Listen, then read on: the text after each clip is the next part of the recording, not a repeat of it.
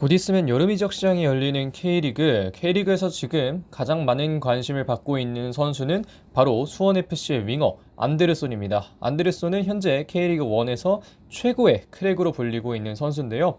K리그 구단들 그리고 중동, 유럽까지 다양한 팀과 연결이 되고 있습니다. 과연 안데르손 어디로 갈까요? 지금부터 한번 알아보도록 하겠습니다.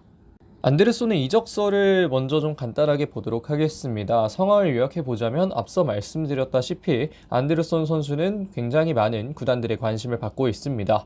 그중 첫 번째는 K리그 1 구단들의 관심입니다. 대전 하나시티즌, FC서울, 그리고 울산 HD에 관심을 받고 있는 안데르손은 사실 뒷이야기들이나 이런 것들을 들어보면 감당 가능한 범위 내에 없다라는 이야기가 들릴 정도로 많은 관심을 받고 있고, 그것을 알고 있기 때문에 수원FC도 여러 가지를 좀 부탁을 하고 주문을 하고 있고, 각 구단들에게 거기서부터 이제 감당 불가능한 여러 가지 지점들이 나오고 있는데요.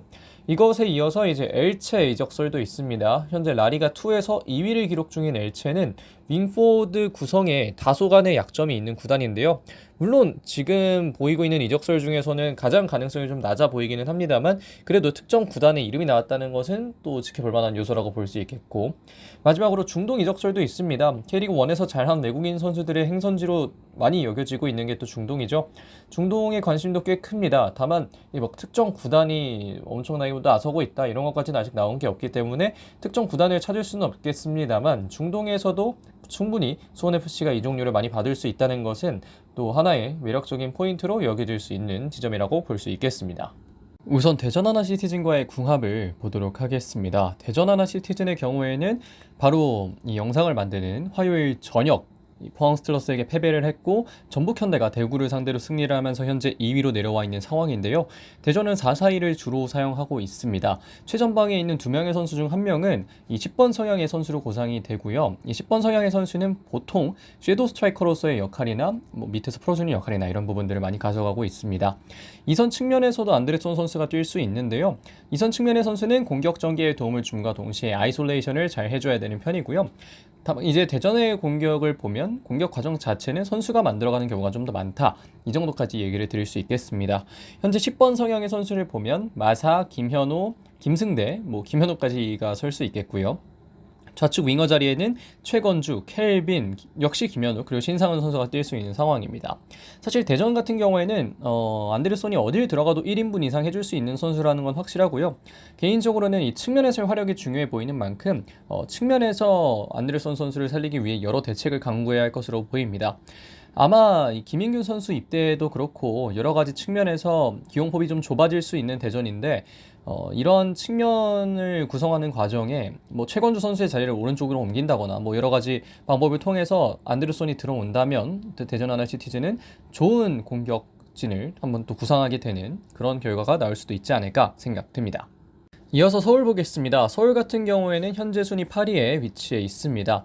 F서울의 윙 구성을 좀 보면요, 측면 수비와 스위칭을 가져가는 경우가 많습니다. 4-2-3-1을 기용하는 가운데 최전방에는 사실 안데르손 선수가 들어가기에 적합한 자리는 아니라는 생각을 하고요. 김기동 감독의 축구에서 결국 왼쪽 윙인데, 윙어의 아이솔레이션이나 득점 능력이 특히 중요합니다. 윙에서의 세부 전술폭도 다소 있고, 특히 측면 수비와 스위칭하는 과정에서 어떠한 방식으로 스위칭을 해가느냐에 따라 또 상당히 많은 것이 바뀔 수 있기 때문에, 이러한 과정에서 서울이 또 왼쪽 윙어에게 오른쪽 윙어에게 요구하는 것들이 어느 정도 있는데, 안데르손은 그런 것들을 해줘야 되는 거고, 그런 과정에서 안데르손은 최적의 카드가 될 수 있다는 건 서울이나 아니면 다른 팀들이나 모두가 알고 있을 거라는 생각을 합니다.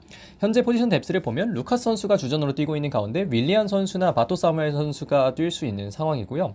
사실 서울이 이곳에 외국인 선수를 2명이나 배치해놨다는 것, 이 루카스와 윌리안을 배치해놨다는 것은 그만큼 중요하다는 것인데, 그런 포지션에서 안데르손이 들어오게 된다면 공격력은 정말 획기적으로 좋아질 거라는 건 굉장히 또 자명한 사실입니다. 현재 서울이 윌리안을 포함한 딜을 노리고 있다라는 이야기가 종종 들리고 있는데요. 만약 윌리안과 안데르손의 맞바꿈, 그리고 거기에 대해서 이제 서울이 추가적으로 두 자릿수 이상의 이적료를 부여한다면 서울이 안데르손을 데려갈 수도 있는 상황이 만들어지고 있는 것 같다라는 이야기가 들리고 있는데요. 만약 그렇게 된다면 서울에게는 더할 나위 없이 좋은 딜이 되지 않을까 생각됩니다.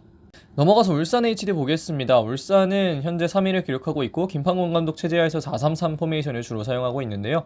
여기서 이제 측면 상대를 보면 내려앉는 상대를 맞이하는 경우가 상당히 많습니다. 그렇기 때문에 빠른 공격을 역습 상황에서는 보여줘야 되고요. 아이솔레이션도 상당히 중요합니다. 밀집 수비를 깨는 데에는 선수의 아이솔레이션 능력만큼 또 중요한 게 없잖아요. 측면 활용도 물론 중요하겠지만 어쨌든 이러한 과정에서 울산 HD는 빠르게 그리고 정확하게 상대를 흔들어줄 수 있는 선수가 필요한데 물론 이청용이 뛸 때는 이청용이 그 자체로도 전술이 되기 때문에 다양한 방면으로 뛸 수 있겠습니다만 일단 전형적으로는 아이솔레이션이 가능하고 빠른 공격을 해줄 수 있는 선수가 중요합니다. 현재 주전 자원은 이청용인 가운데 윤재석 선수가 이 자리에서 뛸 수 있고요. 루빅손 선수가 현재는 레프트백으로 내려가 있습니다만 본 포지션은 또 레프트 윙이죠. 이런 것들을 고려했을 때 뎁스 자체는 뭐 그렇게 나쁘지만은 않습니다. 다만 올해 측면에서 득점이 잘 나오지 않는 울산이기 때문에 안데르손 선수가 팀에 합류할 경우는 경기력이 또 급등할 수 있을 가능성이 높아 보이고요. 기존 이선 자원의 폼 하락의 당면 과제입니다만 그리고 앞서 언급드린 두 팀보다는 울산 HD가 안데르손을 영입할 확률이 낮아 보입니다만 울산은 만약에 안데르손을 데려오게 된다면 경기력적인 측면에서는 정말 좋은 모습을 많이 보일 것 같은데 이거는 좀 지켜봐야 될 것으로 보이고요. 울산에 기용이 됐을 때에도 안데르손은 정말 좋은 활약 보여줄 수 있다. 이 정도로 좀 가름할 수 있겠습니다. 자, 마지막 구단 보겠습니다. 마지막 구단은 특정 팀명이 나왔던 엘체 CF 보겠습니다. 에데르 사라비아 감독의 지휘하에 현재 기준 2024-2025 시즌 2위에 위치해 있고 승격 가능성이 꽤 높아 보이는 엘체는 4-2-3-1도 사용을 하지만 5-4-1이나 다양한 포지션을 사용하고 있는데요.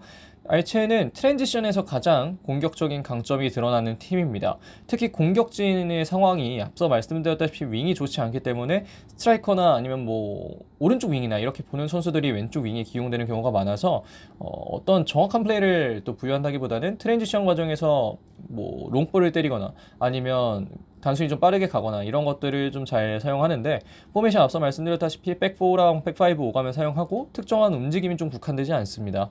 여기서 이제 윙을 보면 클래식하게 크로스 올리는 경우도 많고요. 카운터 상황에서도 이 중앙 공격수가 좋은 선수가 많기 때문에 HLCF는 이런 것들을 누리기 위해서 윙을 잘 사용하는 경우가 많습니다. 현재 주전급 선수를 보면 헤르만 발레라 선수가 있는데요. 발레라 선수도 포지션이 정확하게 이 좌측 윙이다 라고 이야기를 하긴 어렵지만 그리고 또 임대로 데려온 것이기 때문에 또 살짝 그런 면이 있습니다만 어쨌든 발레라 선수가 주전급 선수로 뛰고 있고요. 뎁스 자리에는 페르난데스 선수가 공격형 미드필더이지만 왼쪽을 볼 수 있고 토트넘에서 데려온 야고 산티아고 선수도 이 자리에서 뛰었습니다만 전반기 이후에 십자인대 부상을 당하면서 현재 뛰기가 좀 어려운 상황입니다. 앞서 말씀드렸던 야고 산티아고 선수가 주전으로 뛰다가 이 왼쪽 윙 자리에서 부상을 당하면서 엘체는 이 왼쪽을 메우는 것에 약간의 좀 부담을 느꼈던 상황인데요. 사실 안데르손을 주전으로 볼 거라고는 생각하지 않습니다. 다만 안데르손이 엘체로 간다면 그리고 성공한다면 K리그의 성공적인 역수출 사례가 될 수 있을 것으로 보이는데 사실 엘체가 라리가 일부라고 해야 되겠죠. 이 라리가로 가게 된다면 이 안데르손 선수의 영입 확률이 좀 낮아질 수도 있겠습니다만 어쨌든 안데르손이 간다면 꽤나 재밌는 또 그림이 그려지지 않을까 생각됩니다. 간단한 예상을 마무리로 좀 해보도록 하겠습니다. 결국 수원FC가 선택할 구단 혹은 그 선택의 지점이 되는 기준은 결국 수원FC의 니즈에 얼마나 맞추냐에 따라 달려있다고 봐도 무방합니다.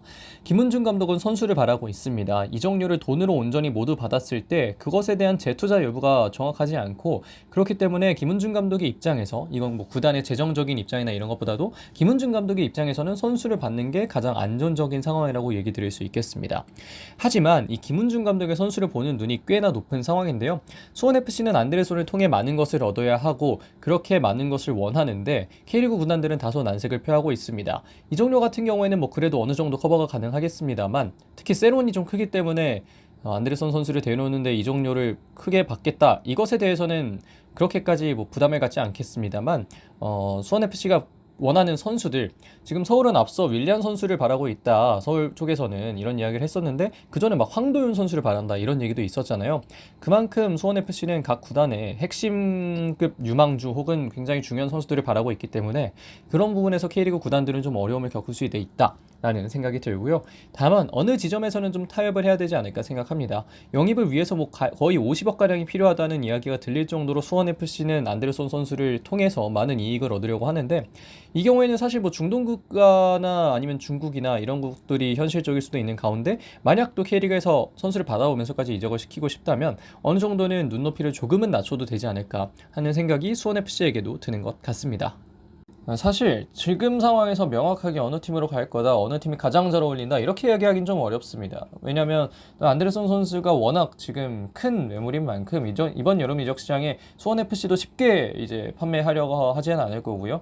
각 팀들도 여러 방법을 동원해서 빠르게 영입을 하고 싶겠지만 빠르게 영입할 수도 없는 상황이기 때문에 안데르손 선수의 이적 여부는 꽤나 또 여름 이적 시장에서 오래 봐야 될 수도 있을 거라는 생각을 합니다.